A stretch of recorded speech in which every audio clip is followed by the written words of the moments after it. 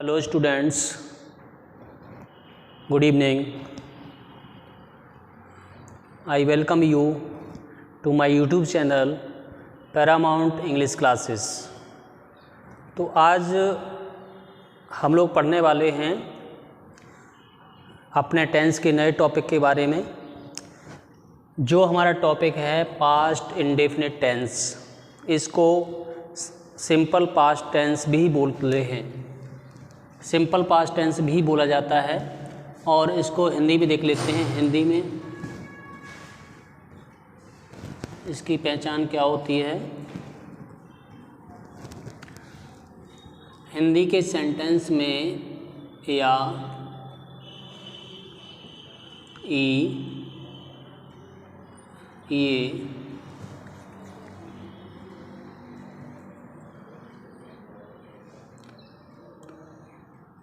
और भूतकाल।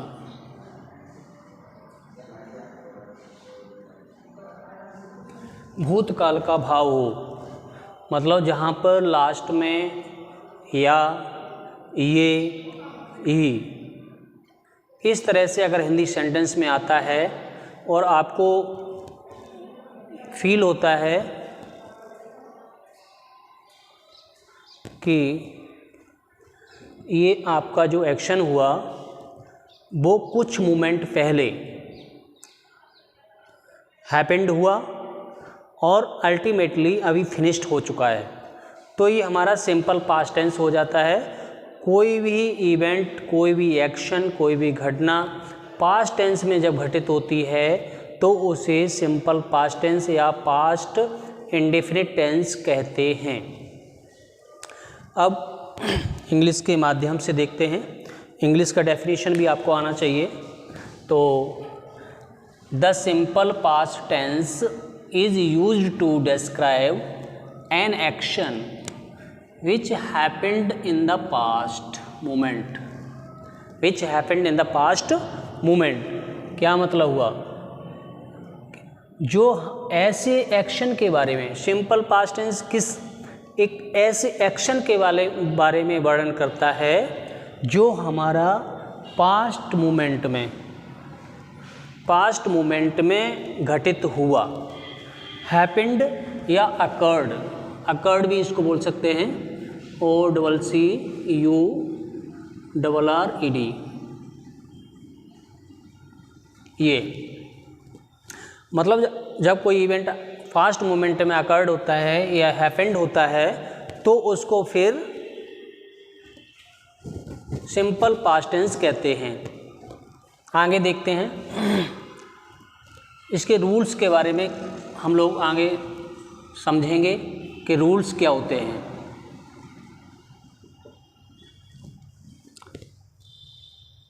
Dear students, आप जैसा कि हमारा लगातार एक सीरीज़ चल रही है टेंसेस के बारे में, जिसके बारे में हम आपको बहुत शॉर्ट में भी समझाने की कोशिश करेंगे और डिटेल्ड स्टडी भी कराने की कोशिश करेंगे, ताकि आपको कहीं किसी प्रकार का कोई डाउट न रहे।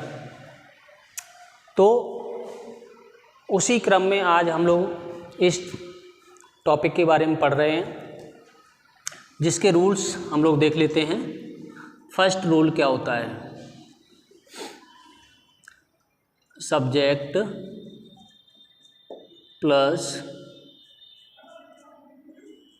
Second form of verb, second form of the verb plus object plus etcetera.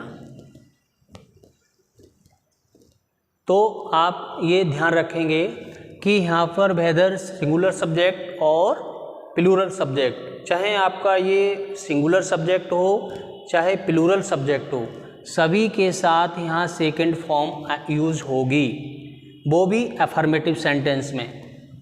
Affirmative sentences में हमेशा चाहे तो हमारा सिंगुलर सब्जेक्ट हो या प्लूरल सब्जेक्ट हो, दोनों ही सब्जेक्ट्स के लिए हम यहाँ पर second form of the verb use करते हैं।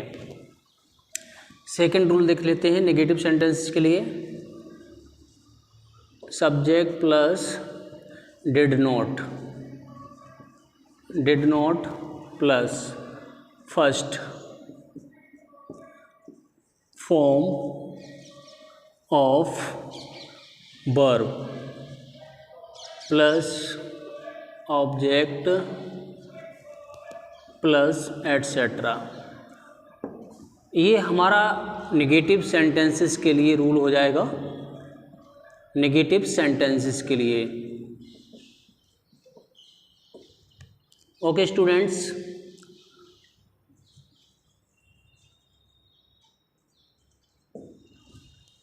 अब आप विशेष ध्यान रखेंगे कि अगर हमारा सेंटेंस में, अगर हमारे स्टेटमेंट में कहीं भी अगर डिड नॉट का यूज़ हो गया है, कहीं भी सेंटेंस में डिड नॉट का यूज़ हुआ है, तो आप इस बात को बिल्कुल ध्यान रखेंगे। तो फिर वर्ब की सेकंड फॉर्म यूज नहीं होती है, फर्स्ट फॉर्म यूज होती है। हमेशा फर्स्ट फॉर्म का यूज करेंगे और बाकी जो रेगुलेशंस रूल्स हैं सेम रखेंगे। थर्ड क्या होता है? थर्ड जो हेल्पिंग वर्ब है हमारी डिड, उसको सबसे पहले लिखेंगे, चाहे हमारा सब्जेक्ट सिंगुलर हो चाहे प्लूरल हो। Okay, did plus subject plus main verb या first form of the verb, first form of verb plus object plus etcetera. ये हमारा, हाँ okay, plus question mark, plus question mark, interrogatives के लिए ये रूल हमारा यूज़ करेंगे इंटरोगेटिव सेंटेंसेस के लिए, जिसमें हम कोई भी सब्जेक्ट हो, सिंगुलर हो प्लूरल हो, सबसे पहले हम डिड का यूज करेंगे और उसके बाद फर्स्ट फॉर्म का, वर्ब के फर्स्ट फॉर्म का यूज करेंगे, मेन वर्ब। अब देखते हैं क्वेश्चन वर्ड कोई भी यूज कर लेंगे यहाँ पर। Question word plus helping verb आप जानते हैं डिड होती है, plus subject plus first form of the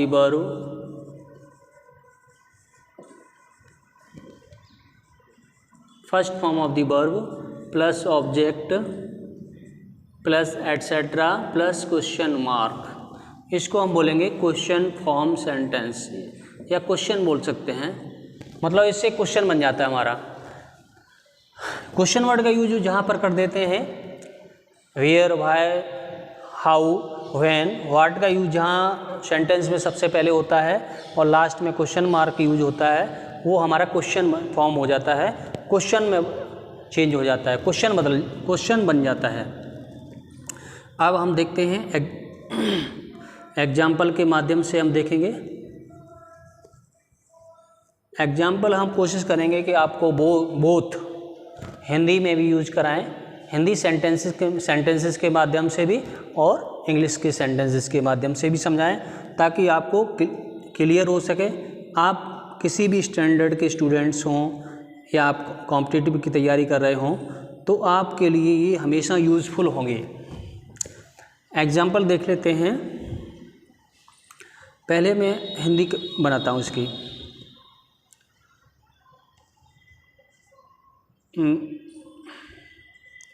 मेरे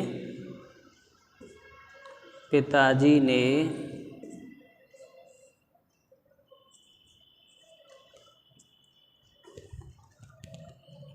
पिछले महीने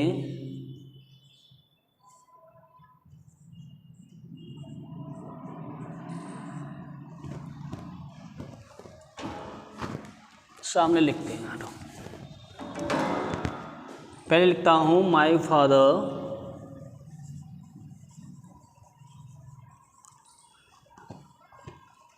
बॉट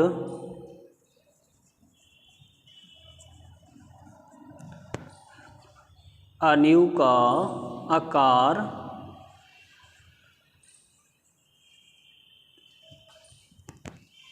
लास्ट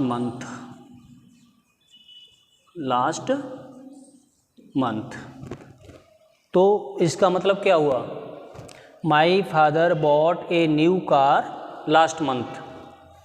तो यहाँ पर माई फादर सिंगुलर सब्जेक्ट है, बट हमें यहाँ पर सेकंड फॉर्म का यूज किया है बॉट, जिसका फर्स्ट फॉर्म आप जानते ही होंगे, जिसका फर्स्ट फॉर्म बाय होता है, BUY। आ न्यू कार कब खरीदी, लास्ट मंथ। हमारा एक्शन कब हुआ, मतलब कार हमारी कब खरीदी गई, लास्ट मंथ या पास्ट मोमेंट में। तो यहाँ पर अफर्मेटिव सेंटेंस में second form of the verb use करते हैं। ये हमारा अफर्मेटिव हो गया। आप इसको समझ ही गए होंगे, बार बार कई वीडियोस के माध्यम से मैंने कई बार समझाने की कोशिश की है कि हमारा अफर्मेटिव क्या होता है, इंटेरोगेटिव क्या होता है, और नेगेटिव क्या होता है, और क्वेश्चन क्या होता है। तो इसकी हिंदी भी चाहो तो हम देख सकते हैं। हिंदी क्या हुई, मेरे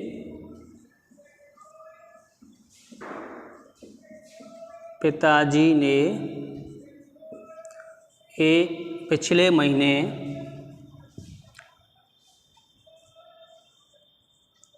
पिछले महीने एक नई कार खरीदी मतलब पास्ट मोमेंट। इस तरह से हम सेकंड बना लेते हैं, नेगेटिव बना देते हैं इसको।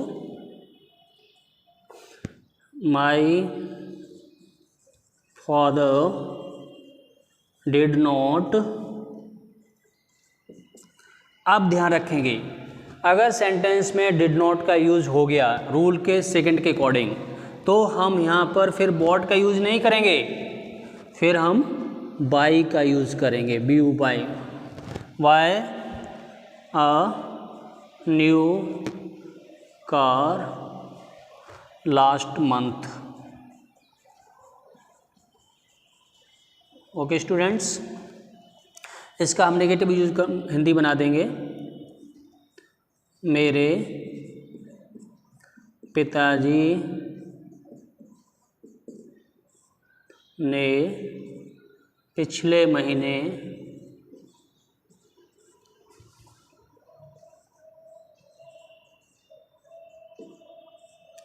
एक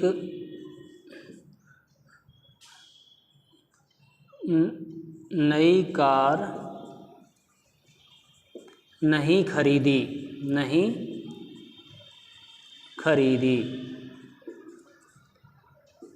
ये आपकी हिंदी हो जाएगी। अब थर्ड देखते हैं। थर्ड में क्या करना है, डिड का यूज सबसे पहले करना है। Did my father bye a new car last month. ये हमारा इंटेरोगेटिव फॉर्म कन्वर्ट हुआ। Did my father bye A new car last month. तो इसको हम हिंदी में क्या बोल सकते हैं, क्या मेरे पिताजी ने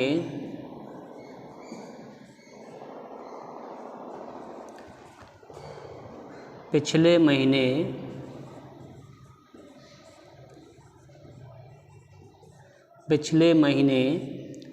एक नई कार खरीदी। ये क्वेश्चन मार्क यूज करेंगे, मतलब ये इंटरोगेटिव में चेंज हो गया। अब क्या करेंगे, इसका क्वेश्चन फॉर्म भी अगर आपको कन्वर्ट करने की कहीं ज़रूरत पड़ती है, क्वेश्चन फॉर्म अगर कहीं यूज करना पड़े तो कैसे यूज करेंगे, किस तरह से हम फॉर्म करेंगे। तो कोई भी क्वेश्चन वर्ड यूज कर देते हैं। वाई का यूज कर देते हैं। Why did my father bye a car last month.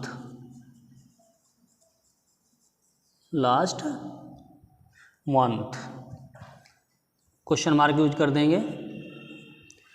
अब इसको हम बोल सकते हैं हिंदी में, मेरे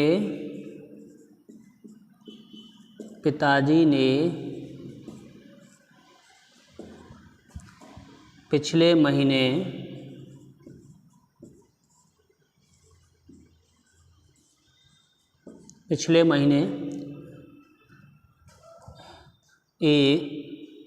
एक नई कार क्यों खरीदी।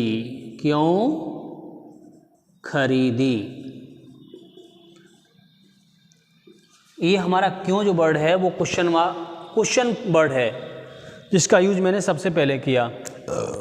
तो इस तरह से आप एफर्मेटिव से नेगेटिव, नेगेटिव से एफर्मेटिव, या एफर्मेटिव से इंटेरोगेटिव, या इंटेरोगेटिव से एफर्मेटिव, एफर्मेटिव से क्वेश्चन फॉर्म, या क्वेश्चन फॉर्म से नेगेटिव सेंटेंस कन्वर्ट कर सकते हैं।